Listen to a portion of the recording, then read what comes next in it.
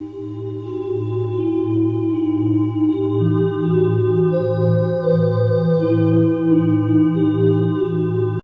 up everyone, Radar Reviews here with a very special video for you. This time it's an archival video, something I shot way back in November of 2019, long before the big unspecified virus of unknown origin came and changed our lives forever.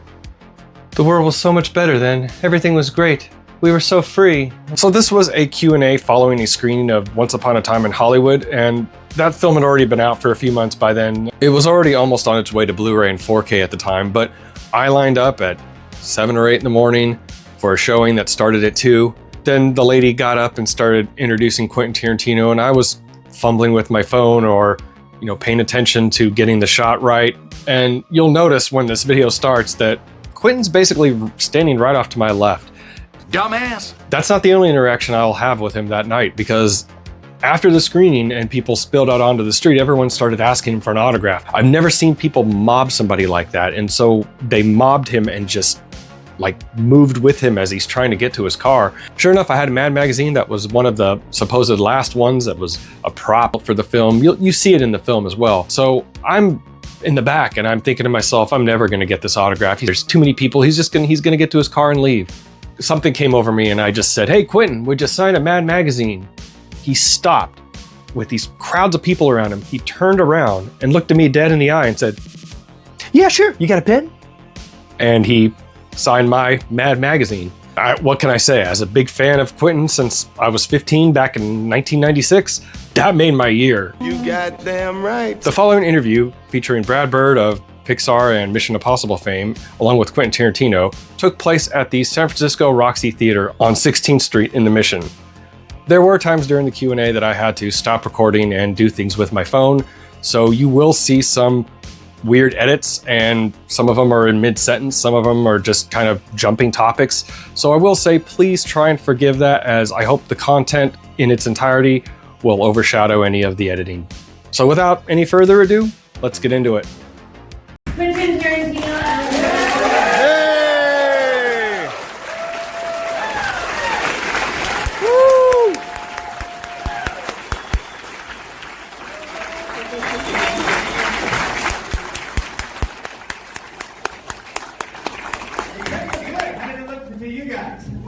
Awesome!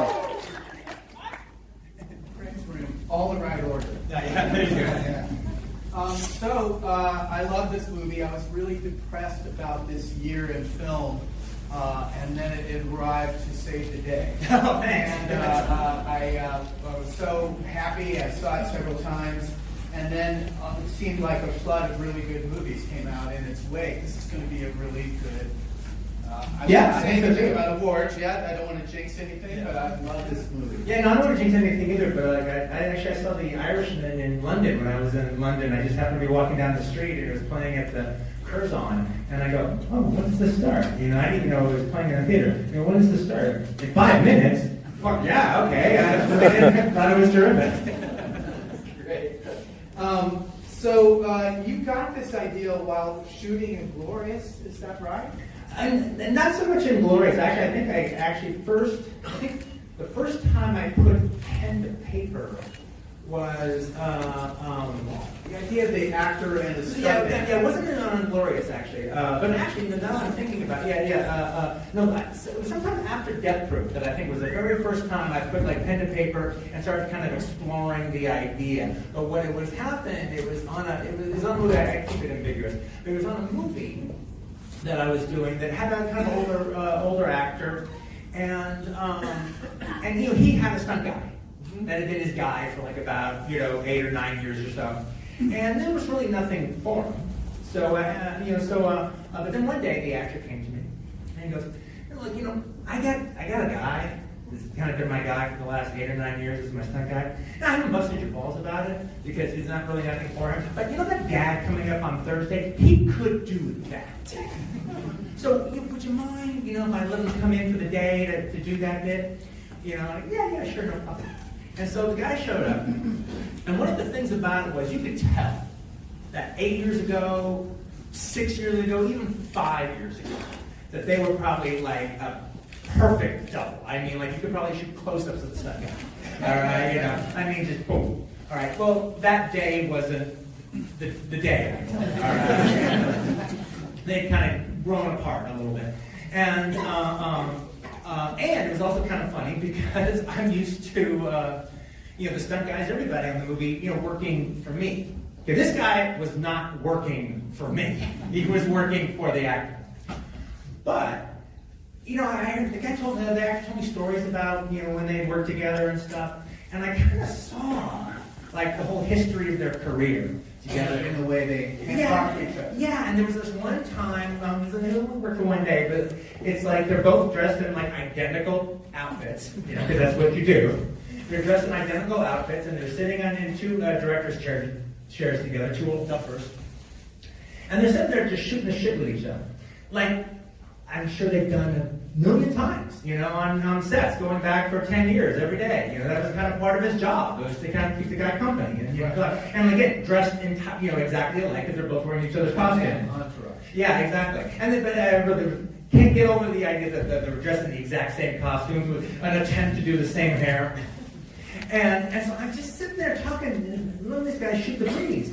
And imagining all the time they've done that before, and I go, wow, that's an interesting relationship.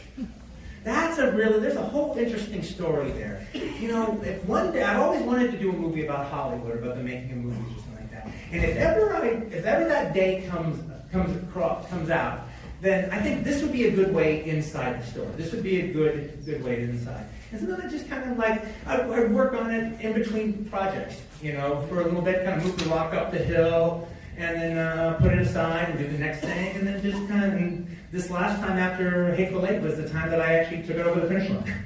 Wow, it seems like it would have been fed by your film collection and running the New Beverly, because you programmed that theater, right? Oh yeah, absolutely, yeah. Well, I mean, there was this aspect to it that,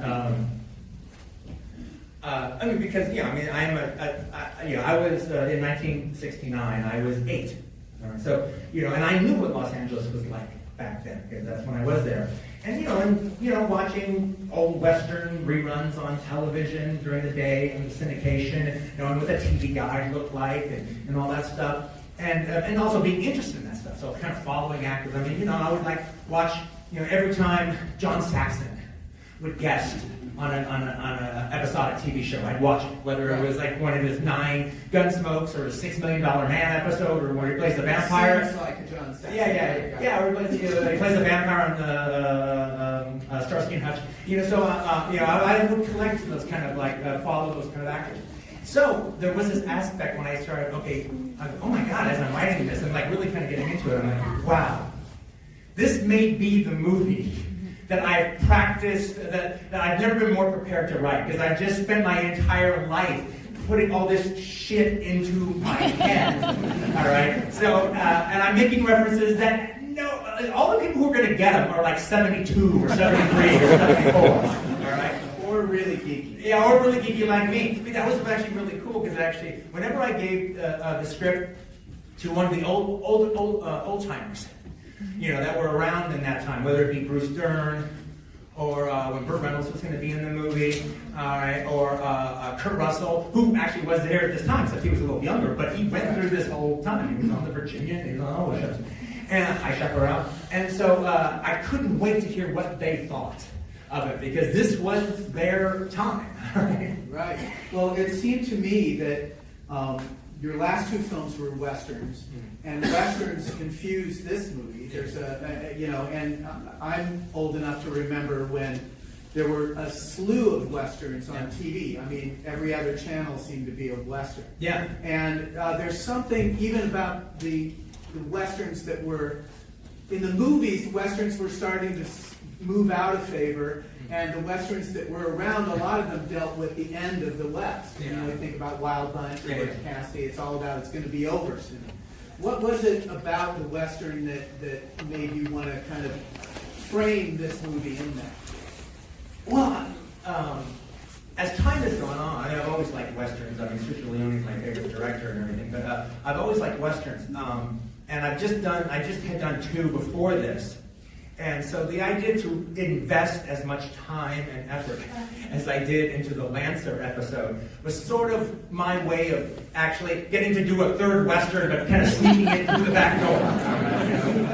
I mean, I'm actually quite proud of the fact that almost all the stuff in the movie that's like, that's media from that time. You know, when you look at either the commercials or any of, or the Bounty Law bit, or any of Rick's other movies that you see clips of, the FBI episode, whenever you see that, it always looks really, really appropriate for what it is. And I was actually as proud of nailing the Bounty Law episode as anything I did in the movie. Because when I looked at it, oh no, this fucking looks like Wanted Dead or Alive. I mean, this looks like a Rifleman episode. I mean, not a parody, I'm like, straight up. Well, but to be fair, a lot of good directors were, Sam Peckinpah did. Oh yeah, absolutely. Yeah, no, Sam Peckinpah was, he's one of the real auteurs that actually came out from that. Really, like guys like Richard. I'm doing an interesting dance where I'm trying to make the movie I want to make, but I also want to. I want to hold the audience in the palm of my hand. I want to play it. Right. And when I want them to be quiet, I want them to be quiet. When I want them to laugh, I want them to laugh. When I want them to lean forward in their chair, I want them to lean forward in their chair. And I observed that through my entire childhood. If you use the Lady and the Tramp analogy, I got to tell you one that to me is one of the most effective times I've ever seen. I actually saw it was a slasher movie. I actually saw this movie 4 times at the theaters when it came out, just to see if the audience reacted the same way. And it was this movie called Helma with Linda Blair. And in the movie, she mentioned early on that she's in like a fancy college and they have to spend the night in this haunted house for their college initiation. And naturally there's a slasher killer in there killing them all off one by one. All right, so in the early part of the movie, she mentions that the other kids are richer than her, that she put herself through college by being a mechanic in her dad's auto body shop. So, now it's the end of the movie, and the killer's chasing after her, and she's running. This is like literally the last 4 minutes of the movie.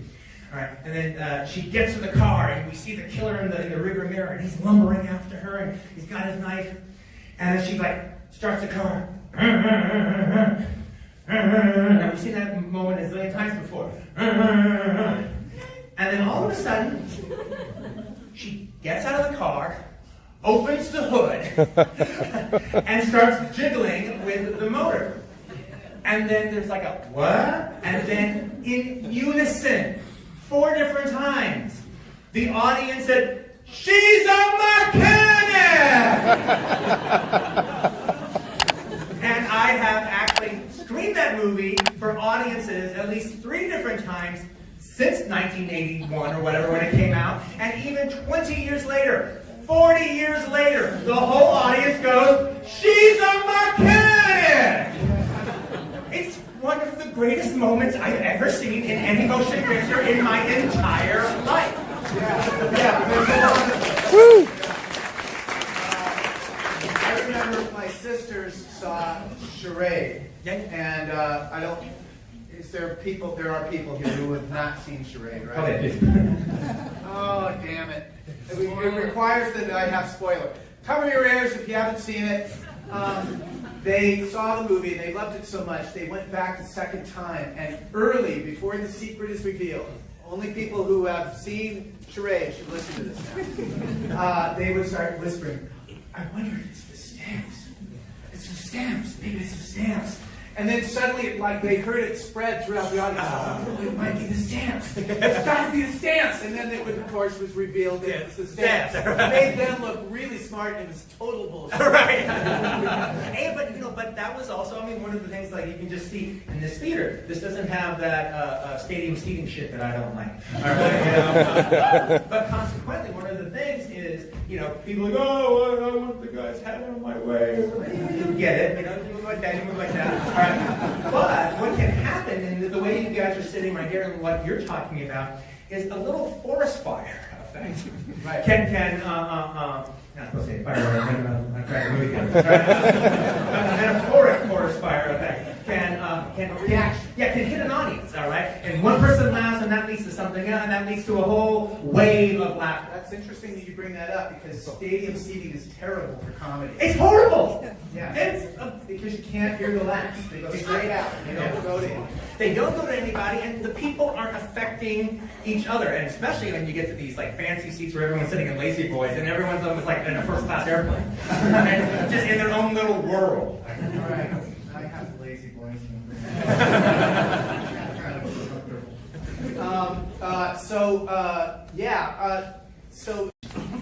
About cinema in as long as it's been around is the screen is big.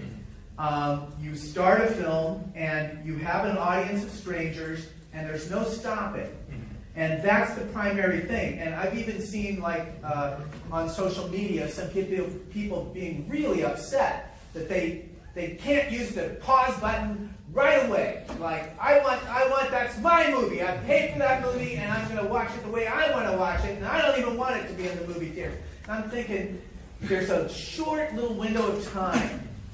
It has all eternity where you can stop, you can watch it on any size shit device you want, you can go and play a game while you're half watching, you can skip scenes before you.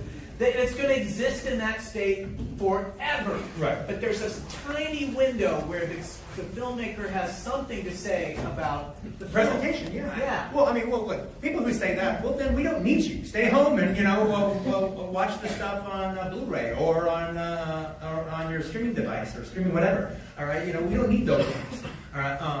I remember it's. No, I don't remember that. But look, I do think that There's magic in this experience. No, there absolutely is. There's the collective experience, as annoying as you guys can oftentimes be. All right, but I'm trying to have my collective experience. All right?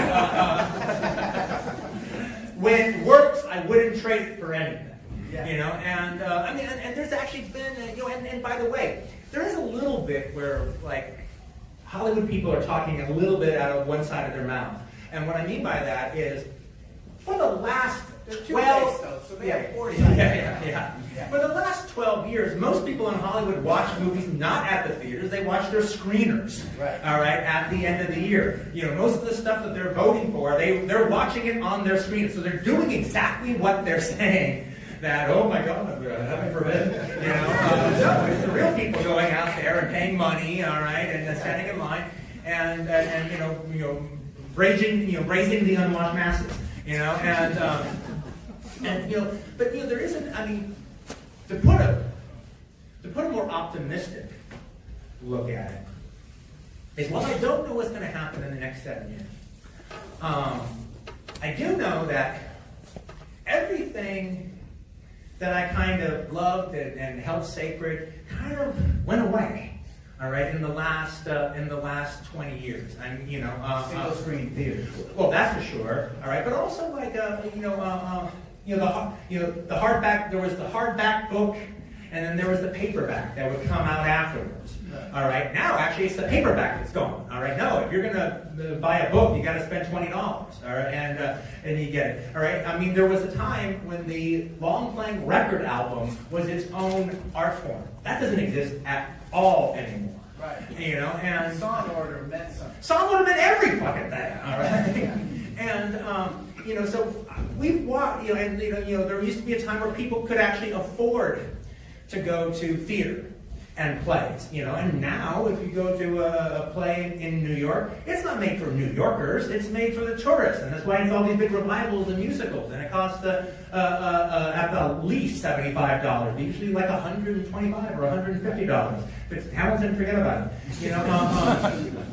So I've watched all those things that were once they were just one of the many staples that were accessible become this rarefied thing.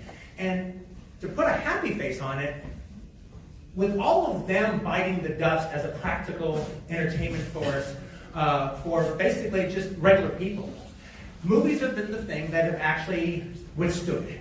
They have actually held in there. They're holding in here this year. They're holding in here right now. You guys came to see this. All right? probably costs more than it should. All right. I mean, I remember when movie prices moved from $5 to $5.50. And I thought that was an outrage. I was like, no, a movie should be $5, man. That's the right cost for a movie. All right, you know, and then I was gonna be like a weatherman when they moved these movies actually moved up to like $6.75 or $7.25. I wanted to get in the Weather Underground and actually, you know, attack movie theaters. Well, I will do $7.25 worth of damage in every movie theater I go to. Don't do that here. And I tried to talk my friends into this, and they're like, Quentin, this is fucking crazy. You can't do that at the theater showing Bull Durham.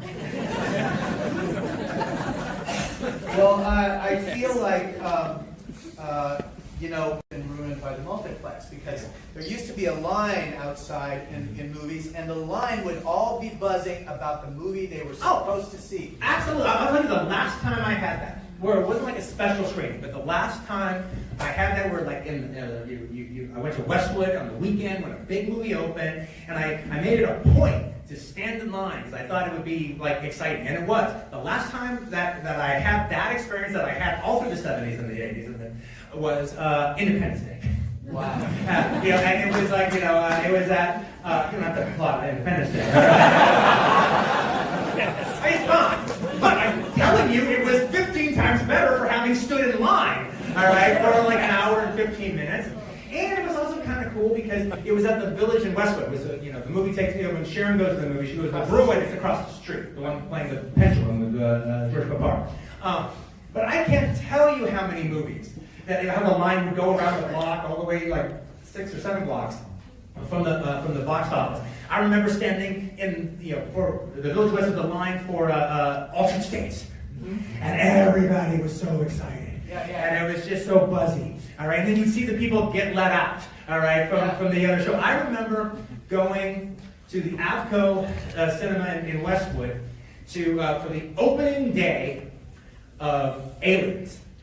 And so I didn't see the first show. I'm in line. I got there for the first show, and you're going to be in line for the whole first show. I'm going to the 2:30 one or the 3 o'clock one.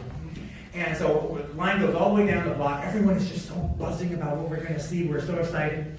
And I actually recognized Jim Cameron. He was there. I know. He was there, kind of making sure that the projection was right, making sure that they were taking care of the moviegoers in the line, and like other people didn't know who he was. I was like, it's fucking James Cameron, man. You know?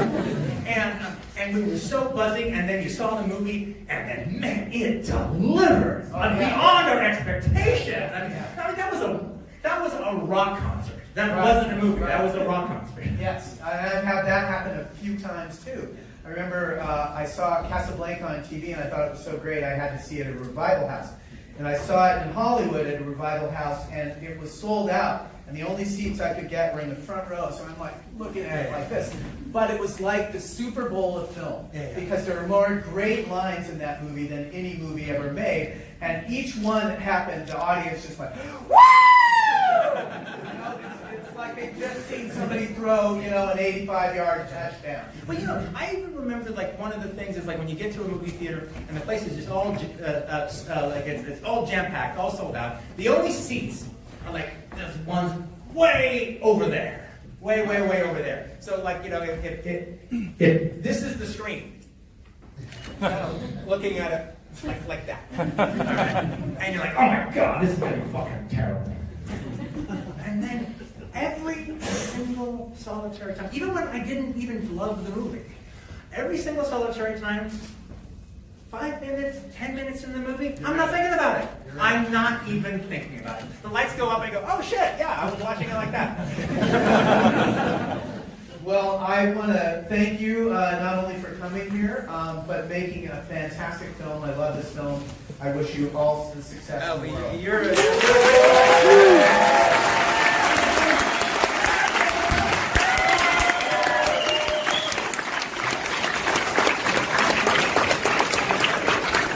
I still have that Mad magazine locked up in the deepest, darkest safe you'll never find it in. Don't forget to like this video, share, and subscribe, and as always, keep those eyes red, baby. See ya.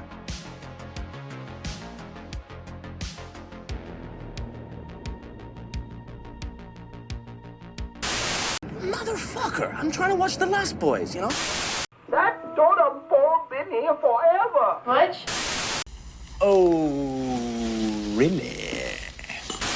So, coffee's good. It gets you higher. But you can at least die like a samurai.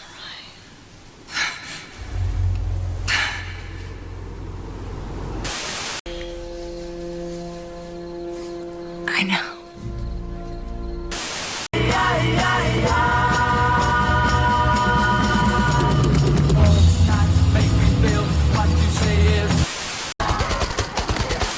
Gentlemen, you have my curiosity, but now you have my attention.